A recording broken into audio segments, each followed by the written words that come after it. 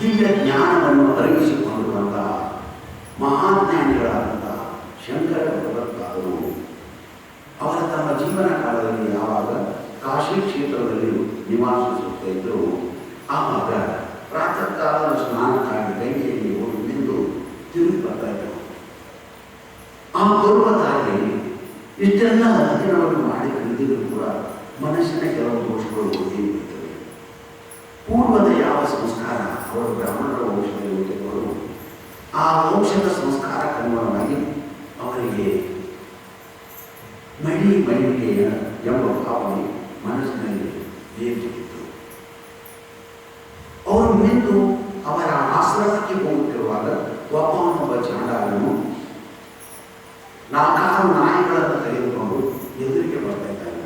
ಆವಾಗ ಶಂಕರ ಭಗವತ್ಪಾದರಂತಾರೆ, ದೂರ ಗಚ್ಚ ದೂರ ಗಚ್ಚ, ದೂರ ಹೋಗು ಎಂದು ಹೇಳ್ತಾ ಇದ್ದಾರೆ. ಆವಾಗ ಚಾಂಡಾಲ ಅಲ್ಲೇ ನಿಂತಾನೆ, ಕೇಳ್ತಾನೆ, ಸ್ವಾಮಿಗಳೇ, ನಿಮ್ಮಿಂದ ನಾನು ಉಪದೇಶವನ್ನು ಕೇಳುವಾಗ ಈ ವಿಷಯವನ್ನು ತಿಳ್ಕೊಂಡಿದ್ದಲ್ಲ,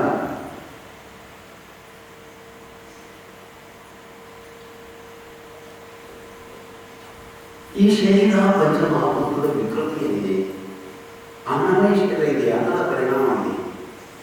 ನಿಮ್ಮ ಶರೀರವೂ ಕೂಡ ಅನ್ನದ ಪರಿಣಾಮ, ನನ್ನ ಶರೀರವು ಅನ್ನದ ಪರಿಣಾಮ. ನಿಮ್ಮ ಶರೀರವು ರೇಖೋರಕ್ತದ ಪರಿಣಾಮ, ನನ್ನ ಶರೀರವು ರೇಖೋರಕ್ತದ ಪರಿಣಾಮ.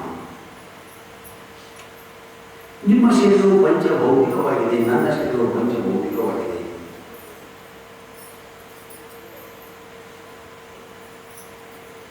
ಇಂತಹ ಈ ಪಂಚಭೌತಿಕ ಶರೀರಕ್ಕೆ ಸರಿ ಅಂದರು, ಅದು ಮೈಲಿಗೆಯಿಂದ ಕೂಡಿದೆ ಅಂತ ತಿಳ್ಕೊಂಡಿದ್ದೀರೋ? ಯಾಕೆ ಈ ಭೌತಿಕ ಶರೀರ ಮೈಲಿಗೆಯಿಂದ ಕೂಡ್ಕೊಂಡಿತ್ತು ಅಂದರೆ ನಿಮ್ಮ ಶರೀರವು ಕೂಡ ಮೈಲಿಗೆಯಿಂದಲೇ ನಿರ್ಮಿತವಾದದ್ದು, ಮೈಲಿಗೆಮಯೇ. ಆದ್ದರಿಂದ ಇದನ್ನು ಸರಿಸಿದಾಗ ನೀವು ಬಲಿಷ್ಠ ಆಗ್ತದೆ ಎಂದು ನಾನು ತಿಳಿದಿಲ್ಲ. ಅಲ್ಲದೆ ಆತ್ಮನಿಗೆ ನೀವು ಸರಿ ಅಂತ ಇದೆ ಅಂದರೆ ಆತ್ಮ ಪೂರ್ಣ ಎಂದು ನೀವು ಉಪದೇಶ ಮಾಡ್ತೀರಿ. ಪೂರ್ಣ ಆತ್ಮನು ಯಾವ ಕಡೆ ಸರಿಬೇಕು? ಆದ್ದರಿಂದ ನನಗಿದು ತಿಳಿಯುವಂತಾಗಿದೆಯಲ್ಲ, ಯಾರಿಗೆ ಸರಿ ಅಂತ ಇದ್ದೀರಿ, ಯಾರ ಚಾಂಡಾಲ ಅಂತ ತಿಳ್ಕೊಂಡ್ರು, ಯಾರಿಂದ ನಿಮ್ಮ ಮೈಲಿಗೆ ಆಗ್ತದೆ ಅಂತ ತಿಳ್ಕೊಂಡಿದ್ದೀರಿ. ಮೈಲಿಗೆ ಅಂದ್ರೆ ಏನು, ಮಡಿ ಅಂದ್ರೆ ಏನು, ಸರಿಬೇಕಾದವರಿಗೆ ಆಗುವುದು ಎಂಬ ಪ್ರಶ್ನೆಯನ್ನು ಮಾಡಿದಾಗ ಶಂಕರ ಭಗವತ್ಪಾದರು ಆ ಚಾಂಡಾಲನಿಗೆ, ನೀನು ಸಾಧಾರಣ ಚಾಂಡಾಲನಲ್ಲ, ನೀನು ಮಹಾ ಚಾಂಡಾಲನಿದ್ದಿ ಎಂದು ನಮಸ್ಕಾರ ಮಾಡಿ, ಈ ದಿವ್ಯ ಸ್ವರೂಪವನ್ನು ಯಾರ್ಯಾರು ಕಲಿತಾರೋ ಅಂಥವರು ಚಾಂಡಾಲರೇ ಆಗಲಿ, ಅಂಥವರು ವೈಶ್ಯರಾಗಲಿ, ಶೂದ್ರರಾಗಲಿ, ಅವರು ಜಗತ್ತಿನಲ್ಲಿ ನನ್ನ ಗುರು ಸಮಾನವೆಂದು ಅವನ ಪಾದಕ್ಕೆ ಬಿದ್ದು ಮುಂದಕ್ಕೆ ಹೋಗುತ್ತಾರೆ. ಹೀಗೆ ಕ್ಷೇತ್ರ ಹಾಗೂ ಕ್ಷೇತ್ರಜ್ಞರು ಭಿನ್ನ ಭಿನ್ನವಾಗಿವೆ. ಆದರೆ ಕ್ಷೇತ್ರಜ್ಞರು ಭಿನ್ನ ಭಿನ್ನಾಗಿಲ್ಲ, ಕ್ಷೇತ್ರಜ್ಞರು ಒಬ್ಬನೇ ಆಗಿದ್ದಾರೆ. ಹೀಗೆ ಕ್ಷೇತ್ರಜ್ಞ ವಿಭಾಗದ ತತ್ವಜ್ಞಾನವನ್ನು ಉಂಟು ಮಾಡಿಕೊಡುವುದೇ ಸಾಂಖ್ಯ ಯೋಗವಾಗಿದೆ. ಕ್ಷೇತ್ರಜ್ಞ ಯೋ ಜ್ಞಾನ ಯಜ್ಞಾನ ಮತಮೋಹ. ಕ್ಷೇತ್ರ ಹಾಗೂ ಕ್ಷೇತ್ರಜ್ಞರ ಜ್ಞಾನವನ್ನು ಉಂಟು ಮಾಡಿಕೊಡುವುದೇ ನಿಜವಾದ ಜ್ಞಾನವಾಗಿದೆ. ಉಳಿದವುಗಳು ನಿಜವಾದ ಜ್ಞಾನಗಳಲ್ಲ. ಇದುವೇ ನನ್ನ ಅಭಿಪ್ರಾಯವಾಗಿದೆ ಎಂದು ಭಗವಂತ ಹೇಳ್ತಿದ್ದಾನೆ. ಜಗತ್ತಿನಲ್ಲಿ ಅನೇಕ ವಿದ್ಯೆಗಳುಂಟು, ಆದರೆ ಆ ವಿದ್ಯೆಗಳೆಲ್ಲ ಜಗತ್ತಿನ ಭೋಗದಲ್ಲಿ, ಜಗತ್ತಿನ ವಾಸನೆಯಲ್ಲಿ, ಜನ್ಮರಣ ಚಕ್ರದಲ್ಲಿ ತಿರುಮಲಿಕ್ಕೆ ಕಾರಣೀಭೂತವಾಗಬೇಕ ಕಾರಣಕ್ಕಾಗಿ ಆ ವಿದ್ಯೆಗಳನ್ನು ನಾನು ವಿದ್ಯೆಯನ್ನು ಹೇಳ್ತಾ ಇಲ್ಲ.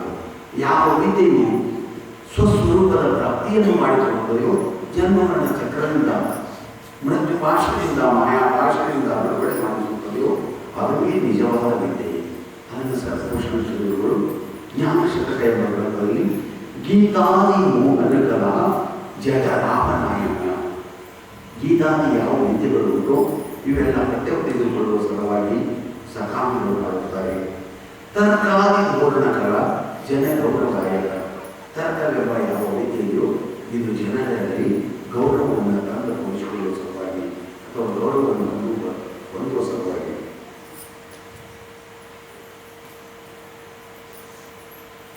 ಈ ತರ್ಕಗಳನ್ನು ಹೇಳ್ತಾ ಇರುವಾಗ ಒಂದು ಕಡೆಗೆ ಒಂದು ತರ್ಕವನ್ನು ಕೊಡ್ತಾರೆ. ಒಬ್ಬ ಮಗನು ಕಾಶಿಗೆ ಹೋಗಿ ತರ್ಕಶಾಸ್ತ್ರದ ಅಭ್ಯಾಸವನ್ನು ಮಾಡಲಿಲ್ಲ. ಅವನು ಬರುವಾಗ 2 ಹಣ್ಣುಗಳನ್ನು ತೆಗೆದುಕೊಂಡು ಬಂದಿಲ್ಲ. ಮಗು, ನೀನು ತರ್ಕಶಾಸ್ತ್ರವನ್ನು ಯಾವ ರೀತಿಯಾಗಿ ಅಭ್ಯಾಸ ಮಾಡಿದ್ದೀಯಾ, ಅದರ ಸ್ವರೂಪ ಏನಿದೆ ಎಂದು ತಾಯಿ ತಂದೆಗಳು ಕೇಳ್ತಾ ಇದ್ದಾರೆ. ಆವಾಗ ಆತನು 2 ಹಣ್ಣುಗಳನ್ನು ತೋರಿಸುತ್ತಾ, ತಂದೆ ತಾಯಿಯಂದರೆ ನನ್ನ ನಂತರ 2 ಹಣ್ಣುಗಳಿವೆ, ಇದನ್ನು ನಾನು ತರ್ಕಶಾಸ್ತ್ರದಿಂದ ಮೂರು ಮಾಡಿ ತೋರಿಸ್ತೀನಿ ಅಂತ. 2 ಹಣ್ಣುಗಳನ್ನು ಇದು ಒಂದು ಕೂಡಿ 2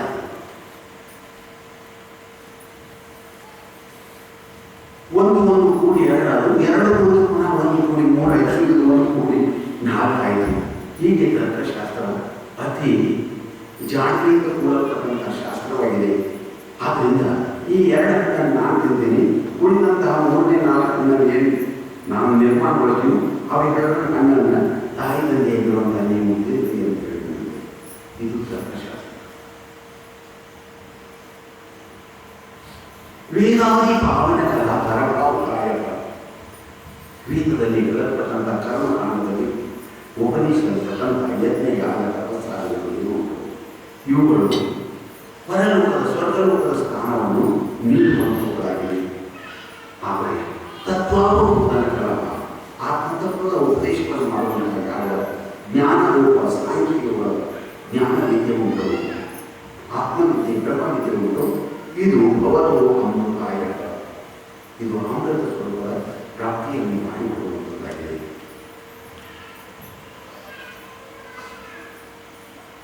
ಉಳಿದಂತಹ ವಿದ್ಯೆಗಳು ಕೇವಲ ಉಪಜೀವನಕ್ಕಾಗಿ ಭೋಗಕ್ಕಾಗಿ ಭೋಗಗಳಿಸುವುದಕ್ಕಾಗಿ. ಇದು 1 2 ಕೂಡಿ 3 ಎಂದು ಪುನಃ ಲೆಕ್ಕ ಮಾಡಿಕೊಡ್ತಾನೆ. ಆಗ ಇವು 2 ಹಣ್ಣನ್ನು ಮುಗ್ಬೋದು, ಆ 3ನೇ ಹಣ್ಣನ್ನು ತಿನ್ನುವಾಗ ಎಂದು ರಾಯರು ಹೇಳ್ತಾರೆ. ಹೀಗೆ ತರ್ಕಶಾಸ್ತ್ರ, ಹೀಗೆ ವೇದಶಾಸ್ತ್ರಗಳಾಗಲಿ, ಹೀಗೆ ತರ್ಕಶಾಸ್ತ್ರಗಳಾಗಲಿ, ಗೀತಾಶಾಸ್ತ್ರಗಳಾಗಲಿ, ಅನೇಕ ಸಂಗೀತ ಜ್ಯೋತಿಷ್ಯ ವಿದ್ಯೆಗಳಾಗಲಿ, ಭೌತಿಕ ರಸಾಯನ ಜೀವ ಮುಂತಾದ ಯಾವ ವಿದ್ಯೆಗಳೇ ಆಗಲಿ, ಇವೆಲ್ಲ ಕೇವಲ ಈ ತೊಗಲಿನ ವಿದ್ಯೆಗಳಲ್ಲದೆ ಆಧ್ಯಾತ್ಮ ವಿದ್ಯೆಗಳಲ್ಲ, ಬಹಿರಂಗದ ವಿದ್ಯೆಗಳು ಇವಿಲ್ಲೇ ಉಳಿಯುತ್ತವೆ. ಅದನ್ನು ಕಂಡು ಹಿಡಿದಿರುವಂತಹ ದೀಪಗಳು ಇಲ್ಲೇ ಉಳಿಯುತ್ತವೆ, ಅವುಗಳನ್ನು ಉಪಯೋಗಿಸುವ ದೇವರು ಇಲ್ಲೇ ಉಳಿಯುತ್ತವೆ. ಹಾಗಾದರೆ ತನ್ನ ಸುದ್ದಿ ಬರುವಂತಹ ಪ್ರಸಂಗ ಮಾತ್ರ ಎಲ್ಲಿ ಕಾಣುತ್ತಾ ಇಲ್ಲ. ಎಲ್ಲ ಬೋಧಿಸಬೇಕಾಗಿಲ್ಲ, ನಾನು ಆರಂಭದಿಂದ ಬೋಧಿಸಲಾಗಿರುವುದ ಎಲ್ಲರಿಂದ ಸಂದೇಶ ಬರಬೇಕಾಯಿತು. ಆದರೆ ತನ್ನಿಂದ ಸಂದೇಶ ಬರ್ತಾ ಇಲ್ಲ, ತನ್ನ ವಿಳಾಸ ಗೊತ್ತಿರಲಾಗಲಿ, ವಿಳಾಸ ಬರೆಯಲಾದ ಪತ್ರವೊಂದನ್ನು ಒಯ್ದು ಪೋಸ್ಟರ್ ಡಬ್ಬಿಯಲ್ಲಿ ಹಾಕಿದಾಗ ಅದು ಹೇಗೆ ಸುಮ್ಮನೆ ಎಲ್ಲಿದ್ದರೆ ಅಲ್ಲಿ ಶಿಖಾ ಹೊಡಿಸ್ಕೊತಾ ಓಡಾಡ್ತಾ ಇದ್ದೀವಿ, ಮುದ್ರೆಗಳನ್ನು ಹೊಡಿಸ್ಕೊತಾ ಓಡಾಡ್ತಾ ಇದ್ದೀವಿ. ಹಾಗೆ ನಾನು ಎಲ್ಲಿಗೆ ಬಂದೀನಿ, ಯಾರಿದ್ದೀನಿ, ಎಲ್ಲಿ ಹೋಗಬೇಕು ಎಂಬ ಅರಿವಿರಲಾದಂತಹ ಈ ಜೀವಾತ್ಮನು ಈ ಸಂಸ್ಕಾರ ಚಕ್ರದಲ್ಲಿ ಸುಮ್ಮನೆ ತಿರುಗುವನಾಗುತ್ತಾನೆ.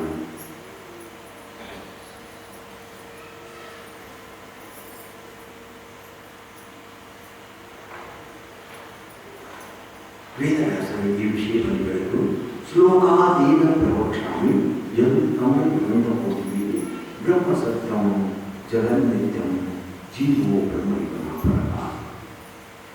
ಕ್ಷೇತ್ರಜ್ಞನ ಚಾಪಿ ಮಾಮೂಲಿ ಸರ್ವ ಕ್ಷೇತ್ರೇಶು ಭಾರತದಲ್ಲಿ ಭಗವಂತನ ಹೇಳ್ತಾ ಇದ್ದಾನೆ. ಎಲ್ಲ ಕ್ಷೇತ್ರಗಳಲ್ಲಿರುವಂತಹ ಜೀವಾತ್ಮನು ಕ್ಷೇತ್ರಜ್ಞನಾಗಿದ್ದಾನೆ, ಆ ರೂಪದಲ್ಲಿ ನಾನೇ ಇದ್ದೇನೆ. ಅದರಲ್ಲಿ ಸತ್ಯವಾಗಿದೆ ಎಂದು ವೇದವ್ಯಾಸರು ಅರ್ಧ ಶ್ಲೋಕದಿಂದ ಸಂಪೂರ್ಣ ಗ್ರಂಥಗಳ ತಾತ್ಪರ್ಯವನ್ನು ಹೇಳ್ತಾ ಇದ್ದೀನಿ. ಈ ಸೃಷ್ಟಿಯು ಕೇವಲ ಸ್ವಪ್ನಕ್ಕೆ ಸಮಾನವಾಗಿ ಕಲ್ಪಿತವಾಗಿದೆ. ಇದನ್ನು ಮುಂದೆ ಎಂದೂ ನೋಡೋದಿಲ್ಲ. ನೀವು ತಿಳಿಯಬಹುದು ಅಂದರೆ ಈ ಸೃಷ್ಟಿಯನ್ನು ನೀವು ಎಂದೂ ನೋಡೋದಿಲ್ಲ. ನೋಡಿದರೂ ಕೂಡ ಯಾವುದೋ ಒಂದು ರೂಪದಿಂದ ನಿಮ್ಗೆ ಗುರುತು ಇರಲಿಲ್ಲ. ಮೊದಲೊಮ್ಮೆ ನಾನು ಕಂಡಿದ್ದೇನೆ ಮತ್ತು ಹಿಂದೆ ಎಷ್ಟು ಸಾರಿ ಬಂದುಕೊಳ್ಳೋದನ್ನು ನೀವು ಎಂದೂ ನೆನಪಿಸಲಿಕ್ಕೂ ಸಮರ್ಥರಾಗಲಿಲ್ಲ. ಇಂತಹ ಈ ಸೃಷ್ಟಿಗೆ ಏನೇ ಸ್ವಪ್ನವಾಗಿದೆ. ಹೇಗೆ ಇಂದು ನೋಡಿದ ಸ್ವಪ್ನವನ್ನು ನೀವು ಮುಂದೆ ಎಂದೂ 1000 ಕೋಟಿ 60 ಸ್ವಪ್ನಗಳನ್ನು ನೋಡಿ ಈ ಸ್ವಪ್ನವನ್ನು ನೀವು ಎಂದೂ ಕಾಣುವುದಿಲ್ಲ. ಹೇಗೋ ಹಾಗೆ ಈ ಸೃಷ್ಟಿಯನ್ನು ನೀವು ಮುಂದೆಂದು ಕಾಣುವುದಿಲ್ಲ. ನಿಮ್ಮ ಮನವಿಂದ ಕಲ್ಪಿತವಾಗಿರತಕ್ಕಂಥ ಸೃಷ್ಟಿ, ನಿಮ್ಮ ವಿಹಾರ, ನಿಮ್ಮ ವ್ಯವಹಾರ, ರೀತಿ, ಭೋಗ, ಸಂತ ಇವೆಲ್ಲ ಬೇರೆ ಬೇರೆ ಆಗಿರುತ್ತದೆ. ಈ ಸ್ವಪ್ನವನ್ನು ಅನುಭವಿಸುವಾಗ ನಿಮಗೆ ಯಾವ ಜ್ಞಾನ ಇತ್ತು? ಈ ಪ್ರಪಂಚದಲ್ಲಿದ್ದೇನೆ, ಸ್ವಪ್ನ ಪ್ರಪಂಚದಲ್ಲಿ. ಈ ಜ್ಞಾನ ಮುಂದಿನ ಸ್ವಪ್ನವನ್ನು ಅನುಭವಿಸುವಾಗ ಇರುವುದಿಲ್ಲ. ನಿನ್ನೆ ನಾನು ಆ ಸ್ವಪ್ನ ಲೋಕದಲ್ಲಿದ್ದೆ, ಈ ದಿನ ಈ ಸ್ವಪ್ನ ಲೋಕದಲ್ಲಿದ್ದೀನಿ ಅನ್ನುವಂಥ ಅನುಭವ ಜ್ಞಾನ ಇರುವುದಿಲ್ಲ. ಹಾಗೆ ನೀವು ಈ ಜನ್ಮದಲ್ಲಿ ಮನುಷ್ಯರಾಗಿದ್ದೀರಿ, ಮುಂದಿನ ಜನ್ಮದಲ್ಲಿ ಪಶುಗಳು, ದೇವತೆಗಳು ಏನೋ ಇರಬಹುದು, ಅದು ನಿಮಗೆ ನಂಬಿಕೆ ಬರುವುದಿಲ್ಲ. ಅರ್ಥಾತ್ ಇದೆಲ್ಲವೂ ಸೃಷ್ಟಿ ಕಲ್ಪಿತವಾಗಿದೆ, ಮಾಯಾಮಯವಾಗಿದೆ, ಅವಿದ್ಯಾತ್ಮಕವಾಗಿದೆ. ಆದ್ದರಿಂದ ಈ ಸೃಷ್ಟಿಯನ್ನು ಮಿತಿಗೊಳ್ಳುತ್ತೀರಿ. ಈ ಸೃಷ್ಟಿಯಲ್ಲಿರುವಂಥ ಸಂಬಂಧ, ಸೃಷ್ಟಿಯಲ್ಲಿರುವಂಥ ಪರಿಸರ, ಪರಿವಾರ, ಶರೀರ, ಭೋಗ, ಸಂತ ಇವು ಯಾವುಗಳ ಕ್ರಮೆಯಲ್ಲಿ ಬೀಳಲಿಕ್ಕೆ ಹೋಗಬೇಡ. ಈ ಸೃಷ್ಟಿಯಲ್ಲಿ ಹುಟ್ಟಿದ್ದು ಕೇವಲ ಪ್ರಮೇಯವಿದೆ, ಸತ್ತದ್ದು ಕೇವಲ ಪ್ರಮೇಯವಿದೆ, ಈ ಇದ್ದದ್ದು ಕೂಡ ಕೇವಲ ಪ್ರಮೇಯವಿದೆ. ಇದು ಕೇವಲ ಪ್ರಮೇಯಲ್ಲವೇ ಎಲ್ಲಿ ಏನೂ ಯಾವಾಗೂ ಆಗುವುದಿಲ್ಲ. ಏನಿದೆಯೋ ಅದು ಕೇವಲ ನಮ್ಮ ಮನಸ್ಸಿನ ಕಲ್ಪನೆ ಇದೆ. ಆ ಕಲ್ಪನೆಯ ಕಾರಣವನ್ನು ನಾವು ಕಂಡು ಭಯಪಡುತ್ತಿದ್ದೀವಿ, ಆನಂದ ಪಡ್ತಾ ಇದ್ದೀವಿ, ರಾಜಕೀಯ ಆಗ್ತಾ ಇದ್ದೀವಿ, ದ್ವೇಷಗಳಿಂದ ಕೂಡಿ ಉದ್ವಿಗ್ನರಾಗ್ತಾ ಇದ್ದೀವಿ. ಆದ್ದರಿಂದ ಈ ಶರೀರವನ್ನು ಸರಿಯಾಗಿ ನೀವು ಬಳಸಿದೆ ಅಂದರೆ ದೇವೋ ದೇವಾಲಯ ಪ್ರೋಕ್ತ ಸಜೀವ ಕೇವಲ ಆಶ್ರವ ತ್ಯಜದ ಜ್ಞಾನಮಯವನ್ನು ಸೋಹಂ ಭಾವೇನ ಪೂಜೆಯೆಂದು ಅನುಕೂಲಗಳು ತಿಳಿದ ಅದೇ ಈ ದೇವವೇ ದೇವಾಲಯವಾಗುತ್ತದೆ. ಒಳಗಿರುವಂಥ ಜೀವಾತ್ಮನು ಸ್ವತಃ ಭಗವಂತನೇ ಹೇಳಿದಾಗೆ ಕ್ಷೇತ್ರಜ್ಞನು ಜಾತಿ ಮಾಮೂಲಿ, ಕ್ಷೇತ್ರಜ್ಞನು ನಾನೇ ಇದ್ದೀನಿ ಎಂದಾಗೆ ಜೀವಾತ್ಮನು ದೇವರಿದ್ದಾನೆ. ಇದು ಸತ್ಯ ಸ್ವರೂಪವಾಗಿದೆ. ಭಗವಂತನ ಸತ್ಯ ಸ್ವರೂಪ, ಈಶ್ವರ ಸ್ವರೂಪ. ಇದು ಮಾಯಾಮಯ ಸ್ವರೂಪ ಇದೆ. ಜೀವನ ರೂಪ ಹೇಗೆ ಮಾಯಾಮಯವಾಗಿದೆ 100 ವರ್ಷದ್ದು, ಹಾಗೆ ಈಶ್ವರನ ಅಸಂಖ್ಯ ವರ್ಷದ ರೂಪ ಮಾಯಾಮಯವಾಗಿದೆ. ನಿಜ ಸ್ವರೂಪ ಎಂಬುದು ಕ್ಷೇತ್ರಜ್ಞ ಸ್ವರೂಪವೇ, ಆತ್ಮ ಸ್ವರೂಪವೇ ಇದೆ. ಆದ್ದರಿಂದ ಅನೇಕ ಆತ್ಮಗಳನ್ನು ಹೇಳ್ತಿಲ್ಲ, ಅನೇಕ ಆತ್ಮಗಳನ್ನು ನಾನಿದ್ದೀನಿ, ಆ ಅನೇಕ ಕ್ಷೇತ್ರಗಳಲ್ಲಿರುವಂಥ ಆತ್ಮ ನಾನಿದ್ದೀನಿ. ಆದ್ದರಿಂದ ಈ ಜೀವಾತ್ಮ ನೀನು ಸ್ವತಃ ನಿರಾಕಾರ ಸ್ವರೂಪದಲ್ಲಿ ಭಗವಂತನಿಗೆ ಒಂದನಾಗ್ತೀಯ. ಅಂತೆಯೇ ಶಿವಸ್ವರೂಪವನ್ನು ಅರಿತಿರುವಂತಹ ಭಗವತ್ಪಾದರು ಚಿದಾನಂದ ರೂಪ ಶಿವೋಂ ಶಿವೋಂ ಎಂದು ಇಡೀ ತತ್ವವನ್ನು ತಿಳಿಸಿ, ನಾನು ತ್ರಿಶೂಲಧಾರಿ, ತ್ರಿನೇತ್ರಧಾರಿ, ಸರ್ಪಡಮರುಗಧಾರಿ ಎಂದು ಶಿವನ ಕರ್ತವ್ಯ. ಅವರು ಕ್ಷೇತ್ರಜ್ಞ ತತ್ವವೇ ನಿಜವಾದ ಶಿವನಾಗಿದ್ದಾನೆ. ಆ ಶಿವತತ್ವವನ್ನು ಅನುಭವಿಸಿ ಚಿದಾನಂದ ರೂಪ ಶಿವೋಂ ಎಂದು ಕರ್ತವ್ಯ. ಲೋಕದ ಪುರುಷರು ಕೇಳಲಿಲ್ಲ, ಅವರಿಗಾಗಿರುವಂಥ ಅನುಭವವನ್ನು ಮಾಡಿದರು. ಮನೋ ಬುದ್ಧಿ ಅಹಂಕಾರ ಚಿತ್ತಾನಿಲ್ಲ ನ ಚ ಶ್ರೋತ್ರ ಜೀವಿ ನ ಚಕ್ರಾಮಣಿದ್ರೆ ನ ಚೇತೋ ಭೂಮ್ಯರ್ನ ತೇಜೋರ್ವಾಯು ಚಿದಾನಂದ ರೂಪ ಶಿವೋಂ ಶಿವೋಂ. ನವೈ ಪ್ರಾಣ ಸಂಜ್ಞಾ ನವೈ ಪಂಚವಾಯು ನವಾ ಸಪ್ತಧಾತು ನವಾ ಪಂಚಕೋಶ ನ ವಾ ಪ್ರಾಣಿವಾದೇವ ಚೋಪಸ್ಥವಾಯು ಚಿದಾನಂದ ರೂಪ ಶಿವೋಂ ಶಿವೋಂ. ಈ 3 ಕ್ಷೇತ್ರ ಸಂಗ್ರಹವಾಗಿರತಕ್ಕಂಥ ಈ ಕ್ಷೇತ್ರ ನಾನಿಲ್ಲ. ಇದರಲ್ಲಿರುವಂತಹ ಅರ್ಥ, ದೇಶ, ಸುಖ, ದುಃಖ, ಪಾಪ, ಪುಣ್ಯ ಇವುಗಳು ಕರ್ತೃತ್ವ ಭೋಕ್ತೃತ್ವ ಇರುವುದಲ್ಲ ನನಗಿಲ್ಲ. ನನಗೆ ಯಾವ ಮಾತಾಡುವಂತಹ ಸಂಸ್ಥೆಗಳು ಗೊತ್ತಿಲ್ಲ. ನಾನು ಸ್ವತಃ ಸ್ವರೂಪನಿದ್ದೇನೆ. ಅಹಂ ನಿರ್ವಿಕಲ್ಪೋ ನಿರಾಕಾರೋ ವಿಭುತ್ವಾದ ಸರ್ವತ್ರ ಕರ್ಮೇಣ ಜ್ಞಾನ ನ ಚ ಸಂಗತಂ ದೈವ ಮುಕ್ತಿರ್ಲಬಂಧಃ ಚಿದಾನಂದ ರೂಪ ಶಿವೋಂ ಶಿವೋಂ. ನಾನು ಬಂಧು ಇಲ್ಲದ, ಮೋಕ್ಷವೂ ಇಲ್ಲದ, ಸರ್ವಮುಕ್ತನಾಗತಕ್ಕಂಥ ಕ್ಷೇತ್ರಜ್ಞನಿದ್ದೇನೆ, ಶಿವನಿದ್ದೇನೆ, ಆತ್ಮನಿದ್ದೇನೆ ಎಂದು ಆಡುವ ಈ ಸ್ವರೂಪವನ್ನು ಪುಷ್ಟೀಕರಿಸುತ್ತಾ ಭಗವಂತನು 2ನೇ ಅಧ್ಯಾಯದ 12ನೇ ಶ್ಲೋಕದಲ್ಲಿ ಆತ್ಮನ ಕ್ಷೇತ್ರಜ್ಞನ ಸ್ವರೂಪವನ್ನು ಹೀಗೆ ಹೇಳಿದ. ಅವಿನಾಶಿತು ತತ್ವಿದ್ಯೆ ಏನ ಸರ್ವವಿಧಂ. ಯಾವನಿಂದ ಈ ಸೃಷ್ಟಿಯೆಲ್ಲ ವ್ಯಾಪಿಸಲ್ಪಟ್ಟಿದೆಯೋ ಆ ಆತ್ಮನನ್ನು ಅವಿನಾಶಿ ಎಂದು ತಿಳಿ. ವಿನಾಶ ಅಪೇಕ್ಷಿತ್ ಕರ್ತಮಾಗತ್ತೆ. ಈ ಜಗತ್ತಿನಲ್ಲಿ ಅವಿನಾಶಿಯಾಗಲ್ಪಟ್ಟಂಥ ಆತ್ಮನನ್ನು ವಿನಾಶ ಮಾಡುವುದು ಯಾರೂ ಇಲ್ಲ. ಆತ್ಮ ಅವಿನಾಶಿ ಅಂತಾನೆ, ಅವನಿಂದ ವಿಶ್ವದಲ್ಲೂ ವ್ಯಾಪಿಸಲ್ಪಟ್ಟಿದೆ. ಆದ್ದರಿಂದ ನಿನ್ನ ಸ್ವಧರ್ಮ ರೂಪವಾಗಲ್ಪಟ್ಟಂಥ ಸಾಧನೆಯನ್ನು ಮಾಡುವುದು.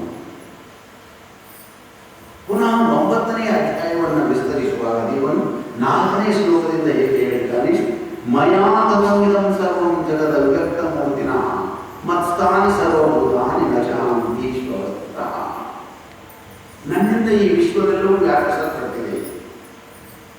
ಅವ್ಯಕ್ತ ಮೂರ್ತಿನ ಅವ್ಯಕ್ತ ಮೂರ್ತಿಯಾಗಲ್ಪಟ್ಟಂತ ನನ್ನಿಂದ ಈ ಜಗತ್ತಿನಲ್ಲೂ ವ್ಯಾಪಿಸಲ್ಪಟ್ಟಿದೆ. ಆತ್ಮನ ವರ್ಣನೆ ಮಾಡುವುದು ಅವಿನಾಶಿ ಕೂತತ್ತಿದ್ದಿ ಏನ ಸರ್ವವಿಧಂತನು. ಯಾವನಿಂದ ವಿಶ್ವದಲ್ಲೂ ವ್ಯಾಪಿಸಲ್ಪಟ್ಟಿದೆ ಈ ಆತ್ಮ ಅವಿನಾಶಿ ಎಂದು ತಿಳಿದುಕೊಳ್ಳುವುದು. ತನ್ನ ನಿಜ ಸ್ವರೂಪದ ವರ್ಣನೆಯನ್ನು ಮಾಡುವಾಗ ಮಯಾತದಮಿದಂ ಸರ್ವಂ ಜಗದ ಅವ್ಯಕ್ತ ಮೂರ್ತಿನ. ಅವ್ಯಕ್ತ ಮೂರ್ತಿಯಾಗಲ್ಪಟ್ಟಂತ ನನ್ನಿಂದ ಅವಿನಾಶಿಯಾಗಲ್ಪಟ್ಟಂತ ನನ್ನಿಂದ ಜಗತ್ತಲ್ಲೂ ವ್ಯಾಪಿಸಲ್ಪಟ್ಟಿದೆ. ಅರ್ಥಾತ್ ಆತ್ಮನು ಪರಮಾತ್ಮ ಇವುಗಳಿಂದ ಅದನ್ನಲ್ಲ.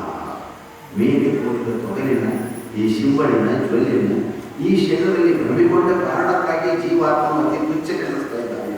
ಆದರೆ ಜೀವಾತ್ಮನು ಈ ತೊಗಲು ಶಿಂಬಳುಗಳು ಸ್ವತಂತ್ರ ಕೂಡಿದ ಈ ಶರೀರದ ಭ್ರಮೆಯನ್ನು ಅಳಿದಾಗ ಸ್ವಯಂ ಪರಿಪೂರ್ಣನಾಗದಂತಹ ಪರಶಿವ ಮೂರ್ತಿಯಾಗಿದ್ದಾನೆ. ಆದ್ದರಿಂದ ಅವನು ಕ್ಷೇತ್ರಜ್ಞ ಜಾತಿ ನಾವು ಯುಕ್ತಿ ಸರ್ವ ಕ್ಷೇತ್ರ ಕ್ಷೇತ್ರಜ್ಞ ಯೋ ಜ್ಞಾನ ಯತ್ತ ಜ್ಞಾನ ಮತಮ. ಯಾವ ಕ್ಷೇತ್ರಜ್ಞರ ಸ್ವರೂಪವನ್ನು ಬಿಡಿಸಿಕೊಳ್ಳುವ ಜ್ಞಾನ ಇದೆಯೋ ಅದುವೇ ಶ್ರೇಷ್ಠವಾಗಲ್ಪಟ್ಟಂತಹ ಜ್ಞಾನ. ಇದುವೇ ನನ್ನ ಅಭಿಪ್ರಾಯವಾಗಿದೆ. ಅನೇಕ ವಿದ್ಯೆಗಳು ಸಂಸಾರದಲ್ಲಿ ಭ್ರಮೆಗೊಳಿಸಿ ಬಂಧನದಲ್ಲಿ ಕೆಡುವಂತವಾಗಿವೆ. ಆದರೆ ಅಭಿನ್ನತೆಯ ಯಾವ ಜ್ಞಾನವೋ ಅದು ಮುಖ್ಯ ಕಾರಣವಾಗಿದ್ದು ಪರಮ ಜ್ಞಾನವಾಗಿದೆ. ಅದನ್ನೇ ಅವನು ನೇರವಾಗಿ ಹೇಳ್ತಾ ಇದ್ದಾನೆ. ಮಮೈವಂಶವು ಜೀವನವಾಗಿ ಜೀವಭೂತಾಸನ. ನನ್ನ ಪರಿಪೂರ್ಣ ಸ್ವರೂಪ ಅಂಶ ತಿಳಿಸ್ತಾ ಇದ್ದಾನೆ ಜೀವಾತ್ಮ. ಸಾಗರದಲ್ಲಿ ನಾವು ಬಹುಶಃ ಇದ್ದೇವೆ. ಆ ಬಹುಶಃ ನೀರು ಕೇಳ್ತಾ ಇದೆ, ನಾನು ಯಾರಿದ್ದೀನಿ ಎಂದು ಸಾಗರ ಹೇಳ್ತಾ ಇದೆ, ನೀನು ನನ್ನ ಅಂಶ ಇದ್ದೀಯ. ಅದು ನಿಜವಾಗಿ ಸಾಗರ ಇದೆ. ಅಂಶ ಎಂದು ಯಾರು ಕಲಿಸ್ತಾ ಇದೆ? ಈ ಬೊಗಸೆ ಉಪಾಧಿಯಿಂದ ಬೊಗಸೆ ಅಂತ ಹೇಳಿದಾಗ ಸಾಗರ ಇದೆ. ಒಂದು ಕೊಡ ಇದೆ, ಕೊಡದೊಳಗಿರುವ ಕೊಡಲು ಹೇಳ್ತಾ ಇದೆ ಆಕಾಶವನ್ನು ನಾನು ಯಾರಿದ್ದೀನಿ.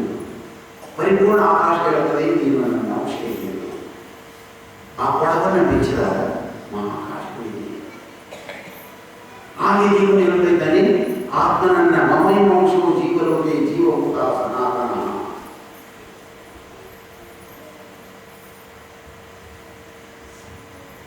ಈ ಜೀವಿಗಳು ನನ್ನ ಸನಾತನ ಅಂಶಗಳಾಗಿದ್ದಾರೆ. ಹಾಗೆ ನೋಡಿದ್ರೆ ಅಂಶ ಸಂಬಂಧವೇ ಇಲ್ಲ. ಪರಿಪೂರ್ಣನಾಗಿರುವಂತಹ ಪರಮಾತ್ಮ ಇದ್ದಾನೆ. ಮಾಯಾವಪಾದಿಯಿಂದ ಅವಿದ್ಯಾವಪಾದಿಯಿಂದ ಮರವೇ ಕಾರಣಕ್ಕಾಗಿ ಪರಮಾತ್ಮ ಹಾಗೂ ಜೀವಾತ್ಮ ಇಬ್ಬರು ಕಾಣಿಸ್ತಾ ಇದ್ದಾರೆ. ಈ ಅಧ್ಯಯನದಲ್ಲಿ ಭಗವಂತನ ಸತ್ಯ ಸ್ವರೂಪದಲ್ಲೇ ಭೇದ. ಆದರೆ ವ್ಯಾವಹಾರಿಕ ಸ್ವರೂಪದಲ್ಲಿ ಈಶ್ವರನೊಂದಿಗೆ ಅಭೇದವನ್ನು ಯಾವ ಮಾಡಿ ಹೋಗಬೇಕು. ವ್ಯವಹಾರದಲ್ಲಿ ವ್ಯವಹಾರದಲ್ಲಿ ಕನಸಿನಲ್ಲಿ ಹುಲಿಯೊಂದಿಗೆ ನಾನು ನೀನು ಇಟ್ಟು ಒಂದೇ ಎಂದು ಓದುವ ಬಿಳಿ ಹೋದ್ರೆ ಈ ಹುಲಿಗೆ ಎಂದರೆ ಆ ಹುಲಿ ನಿಮ್ಮನ್ನು ತಿನ್ನೋದು ಸತ್ಯ. ಕನಸಿನಲ್ಲಿಂದ ಹುಲಿಗೆ ಇರುವುದು ಕನಸಿನ ಹುಲಿಗೆ ನೀವು ಅಲ್ಲೇ ಹೊಂದಿರಬೇಕಾದ್ರೆ ನಿಮ್ಮನ್ನು ತಿಂದಾಗ್ತದೆ. ಹಾಗೆ ಈ ವ್ಯಾವಹಾರಿಕ ಪ್ರಪಂಚದಲ್ಲಿರುವ ಈಶ್ವರನಿಗೆ ನೀವು ಸಮಾನಾಗಿ ಹೋದರೆ ನಿಮ್ಮನ್ನು ಆ ಈಶ್ವರ ರೂಪದಲ್ಲಿ ಅಪರಾಧಿಯನ್ನು ಪರಿಗಣಿಸಲ್ಪಡುತ್ತದೆ. ಆದರೆ ಈಶ್ವರನ ನಿಜ ಸ್ವರೂಪ ನಿನ್ನ ನಿಜ ಸ್ವರೂಪದಲ್ಲಿ ಯಾವುದೇ ಬರುವುದಿಲ್ಲ. ಈಶ್ವರನ ನಿಜ ಸ್ವರೂಪ ಪರಮಾತ್ಮ ಅನಿಸ್ತದೆ. ನಿನ್ನ ನಿಜ ಸ್ವರೂಪ ಪರಮಾತ್ಮ ಇದೆ, ಆತ್ಮ ಇದೆ. ಅದರಲ್ಲಿ ಏಕತ್ವ ಇದೆ. ಆದರೆ ವ್ಯವಹಾರದಲ್ಲಿ ಭಗವಂತನು ಭಗವಂತನಿದ್ದಾನೆ, ಭಕ್ತನು ಭಕ್ತನಿದ್ದಾನೆ, ಗುರು ಗುರುವಿದ್ದಾನೆ, ಶಿಷ್ಯನು ಶಿಷ್ಯನಿದ್ದಾನೆ, ದೇವನು ದೇವನಿದ್ದಾನೆ, ಭಕ್ತನು ಭಕ್ತನಿದ್ದಾನೆ, ಮಾತಾಪಿತರು ಅವರಿದ್ದಾರೆ, ಮಕ್ಕಳು ಅವರಿದ್ದಾರೆ. ಅವರಿಗೆ ಬಳಸತ್ತಿರುವ ಅದ್ವೈತವನ್ನು ಹಾಗೆಯಲ್ಲಿ ನಿನ್ನೊಳಗೆ ಏಕೋಭಾವನೆ ಹೊರತು ಹೊರಗಳನ್ನು ಅದ್ವೈತ ಉಪಯೋಗವನ್ನು ಹಾಕಿ ಹೋಗಿಲ್ಲ. ನಿನ್ನಲ್ಲಿ ಒಂದು ಎಂಬ ಭಾವನೆಯಿಂದ ಅಂತರದಲ್ಲಿ ಒಂದೆಂಬ ಭಾವನೆಯಿಂದ ಅವರು ಬೈಬಲಲ್ಲಿ ಹೇಗೆ ವ್ಯವಹಾರಗಳು ಹಾಗೆ ಬೇಕಾಗಿದೆ. ಇಲ್ಲಿ ವ್ಯವಹಾರದಲ್ಲಿ ಅಜ್ಞೆದು ಸಲ್ಲರೂ ಕೂಡ ಮಗ ನೀನು ಅಪ್ಪನೇ, ನೀನು ಪುರುಷನೇ, ನಾನು ಪುರುಷನೇ ಎಂದ ನೀನೇ ನಾವು ಪತಿ ಅನ್ನಬೇಕು ಎಂದು ಮಗನಿಂದರೆ ವ್ಯವಹಾರದಲ್ಲಿ ಅಜ್ಞರ ಸಹ್ಯವಾಗಿರುವಂಥ ವರ್ತನೆ ನಡೆಯುತ್ತದೆ. ಆದ್ದರಿಂದ ವ್ಯವಹಾರದಲ್ಲಿ ಅಜ್ಞೆಗಳು ಸಲ್ಲದು. ಆದರೆ ಅಧ್ಯಾತ್ಮದಲ್ಲಿ ಭೇದ ಎಂಬುದು ಕೂಡ ಸಲ್ಲದು. ಅಂತರಂಗದಲ್ಲಿ ಭೇದ ಸಲ್ಲದು, ಬಹಿರಂಗದಲ್ಲಿ ಅಜ್ಞೆತ ಸಲ್ಲದು. ಬಹಿರಂಗವು ಯಥಾರ್ಥವಾಗಿದೆ, ಅಂತರಂಗವು ಅಜ್ಞಾತವಾಗಿದೆ. ಅಂತರಂಗದಲ್ಲಿ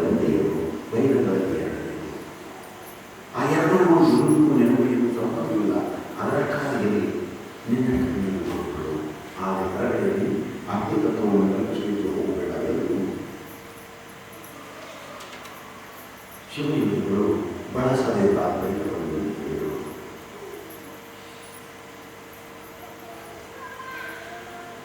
ಈ ಕ್ಷೇತ್ರಜ್ಞನ ಹಾಗೂ ಆತ್ಮ ಪರಮಾತ್ಮನ ಇವರಿಬ್ಬರ ಲಕ್ಷಣ ಒಂದೇ ಆಗಿದ್ದು ಇವರಿಬ್ಬರು ಒಂದೇ ಆಗಿದ್ದಾರೆ ಎಂಬುವಲ್ಲಿ ಇನ್ನು ಕೆಲವು ಶ್ಲೋಕಗಳು ನೀವು ಉಪದೇಶ ಮಾಡಿವೆ. 2ನೇ ಅಧ್ಯಾಯದ 24 ಹಾಗೂ 25, 12ನೇ ಅಧ್ಯಾಯದ 2ನೇ ಹಾಗೂ 4ನೇ ಈ ಶ್ಲೋಕಗಳು ನಿಮಗೆ ಉಪದೇಶ ಮಾಡುತ್ತವೆ. ಯಾವ ಲಕ್ಷಣಗಳು ಉಂಟು ಆತ್ಮನಲ್ಲಿ? ಅಚೇತ್ಯೋ, ಅಯಮದಾಯೋ, ಅಯಮಕ್ರಿಯೋ, ಅಶ್ವಶ್ರೇಯೋಚಕ, ಶಸ್ತ್ರದಿಂದ ಛೇದಿಸುವುದಿಲ್ಲ, ಅಗ್ನಿಯಿಂದ ಧರಿಸುವುದಿಲ್ಲ, ನೀರಿನಿಂದ ಒಳಗೆ ಹಾಳಾಗುವುದಿಲ್ಲ, ಗಾಳಿಯಿಂದ ಒಳಗೆ ಹಾಳಾಗುವುದಿಲ್ಲ. ಅರ್ಥ ಅವಿಕಾರ. ಅದನ್ನೇ 12ನೇ ಅಧ್ಯಾಯದಲ್ಲಿ ಅಕ್ಷರ ಧರ್ಮದ ಉಪಾಸನೆಯನ್ನು ಹೇಳುವಾಗ ಪರಮಾತ್ಮನ ಲಕ್ಷಣವನ್ನು ಜೀವನಗೊಳಿಸಿದ್ದಾನೆ. ಈ ಅಕ್ಷರ, ಕ್ಷರ ಅಂದರೆ ನಾಶಿಸುವುದು, ಅಕ್ಷರ ಅಂದರೆ ಅವಿನಾಶಿ. ಪರಮಾತ್ಮನು ಅವಿನಾಶಿಯಾಗಿದ್ದಾನೆ. ಅದನ್ನೇ ಇಲ್ಲಿ ಆತ್ಮನ ಲಕ್ಷಣ ಹೇಳುವಾಗ ಅಚೇತವು ಅಯಮದಾಗಿಯೋ ಅಯಮಕ್ರಿಯೋ ಅಷ್ಟೇ ಯಾವುದರಿಂದಲೂ ಆತ್ಮ ನಾಶ ಆಗುತ್ತಿಲ್ಲ.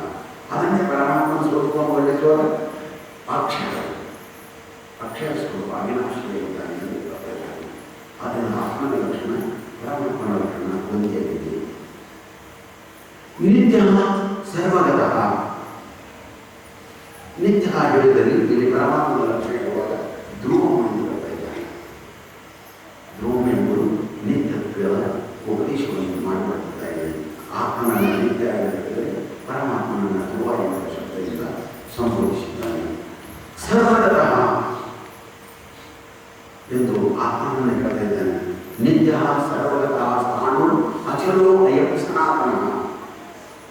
ಆತ್ಮನು ನಿತ್ಯನಾಗಿದ್ದಾನೆ, ಪರಿಪೂರ್ಣನಾಗಿದ್ದಾನೆ. ಸ್ಥಾನ ಅಂದರೆ ಅಡಿಗಲ್ಲನ ಹಾಗೆ ಸ್ಥಿರವಾಗಿದ್ದಾನೆ. ಅಚಲವು ಚಲಿಸಲಾದಿದ್ದಾನೆ. ಅಯಂ ಸನಾತನ ಪುರಾಣ ಪುರುಷನಾಗಿದ್ದಾನೆ. ಸದಾ ಹೀಗಿದ್ದಾನು, ಹಾಗೆ ಮಾಡಿದ್ದಾನೆ. ಅದನ್ನೇ ಪರಮಾತ್ಮನ ವರ್ಣನೆಯನ್ನು ಮಾಡುವಾಗ ಏತು ಅಕ್ಷರಂ ಅನಿರ್ದೇಶಂ ಅವ್ಯಕ್ತಂ ಪರಿಭಾಸತೆ ಸರ್ವತ್ರಂ ಅಚಿಂತ್ಯಂ ಚ ಕೂಟಸ್ಥಂ ಅಚಲಂ ಧ್ರುವಂ ಎಂದು ಆತ್ಮನ ಲಕ್ಷಣಗಳನ್ನು ಯಾವ ರೀತಿಯಾಗಿ ವರ್ಣಿಸಿದ್ದಾನೋ ಅದೇ ರೀತಿಯಾಗಿ ಪರಮಾತ್ಮನ ಲಕ್ಷಣಗಳನ್ನು ಕೂಡ ದೇವರು ವರ್ಣಿಸಿದ್ದಾನೆ. ಅವ್ಯಕ್ತೋ ಅಯಮಚಿಂತ್ಯೋ ಅಯಮಂಗಾರೋ ಅಯಮುಚ್ಯತೆ ತಸ್ಮಾತ್ ಏವಂ ವಿದಿತ್ವೇನ ನಾನು ಸೂಚಿಸುತ್ತಾರೆ. ಆತ್ಮನು ಅವ್ಯಕ್ತನಿದ್ದಾನೆ, ಅಚಿಂತ್ಯನಿದ್ದಾನೆ, ಅವಿಕಾರ್ಯನಾಗಿದ್ದಾನೆ. ಅದನ್ನೇ ಇಲ್ಲಿ ಹೇಳ್ತಾ ಇದ್ದಾನೆ ದೇವನು. ಸರ್ವತ್ರಂ ಅಚಿಂತ್ಯಂ ಚ ಅನಿರ್ದೇಶಂ ಅವ್ಯಕ್ತಂ ಎಂದು ಪರಮಾತ್ಮನು ಅನಿರ್ದೇಶ ಶಬ್ದದಿಂದ ಹೀಗೆ ಇದ್ದಾನೆ ಎಂದು ಹೇಳಿಕೆ ಆಗುವುದಿಲ್ಲ. ಅವ್ಯಕ್ತನಾಗಿದ್ದಾನೆ, ಬೆರಳು ಮಾಡಿ ತೋರಿಸಲಿಕ್ಕಾಗುವುದಿಲ್ಲ. ಸರ್ವತ್ರಂ ಪೂರ್ಣನಿದ್ದಾನೆ. ಅಚಿಂತ್ಯ ಮನಸ್ಸಿನಲ್ಲಿ ಮನುಷ್ಯನಿಂದ ಚಿಂತಿಸಲಿಕ್ಕೆ ಆಗುವುದಿಲ್ಲ. ಕೂಟಸ್ಥಂ ಎನ್ನುವ ಇಲ್ಲಿ ಸ್ಥಾನದಲ್ಲಿ ನಿಂತಿದ್ದಾರೆ. ಹಾಗೆ ಅಚಲಂ ಎಂದು ಪರಮಾತ್ಮನ ಲಕ್ಷಣವನ್ನು ಹೇಳ್ತಾ ಇದ್ದಾಗೆ ಆತ್ಮನ ಲಕ್ಷಣವನ್ನು ಕೂಡ ಇಲ್ಲಿ ಅಚಲೆಯಲ್ಲಿ ಉಪದೇಶಿಸಲ್ಪಟ್ಟಿದೆ. ಹೀಗೆ ಎಲ್ಲ ರೀತಿಯಾಗಿ ಆತ್ಮ ಹಾಗೂ ಪರಮಾತ್ಮನಲ್ಲಿ ಲಕ್ಷಣಗಳು ಒಂದೇಯಾಗಿವೆ ನಿರಾಕಾರ ಸ್ವರೂಪದಲ್ಲಿ. ಆದರೆ ಈಶ್ವರ ಹಾಗೂ ಜೀವನ ಯಾವ ಕಲ್ಪಿತ ರೂಪಗಳು ಇವುಗಳಲ್ಲಿ ಭೇದ ಇದೆ. ಯಾಕಂದರೆ ಇವು ಕಲ್ಪಿತವಾಗಿವೆ.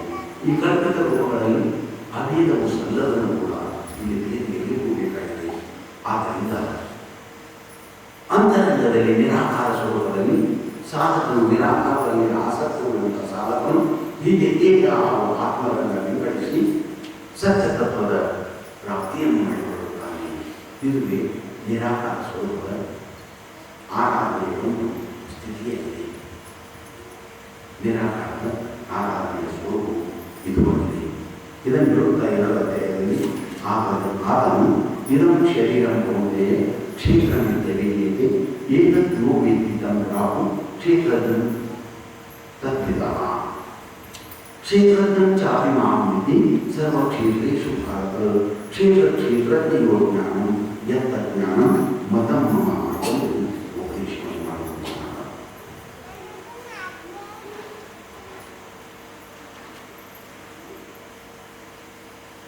ಇಂತಹ ಆತ್ಮ ಪರಮಾತ್ಮರ ಜ್ಞಾನವೇ ಸತ್ಯ ಜ್ಞಾನವಾಗಿದ್ದು ಆ ಜ್ಞಾನದ ಪ್ರಾಪ್ತಿಯನ್ನು ಅಕ್ಷರ ಬ್ರಹ್ಮದ ಆರಾಧನೆಯನ್ನು ಮಾಡುವಂತಹ ಸಾಧಕನು ದೇಹ ಲಿಂಗಿಯ ಅಥವಾ ದೇಹ ಆತ್ಮನನ್ನು ವಿಂಗಡಿಸುತ್ತಾ ಆತ್ಮ ಪರಮಾತ್ಮನನ್ನು ಒಂದುಗೂಡಿಸುತ್ತಾ ಅವನು ಬ್ರಹ್ಮಸ್ವರೂಪದಲ್ಲಿ ಆ ನಿರಾಕಾರ ಸ್ವರೂಪದ ಆನಂದದಲ್ಲಿ ಪ್ರತಿನಿಧಿಸುತ್ತಾನೆ.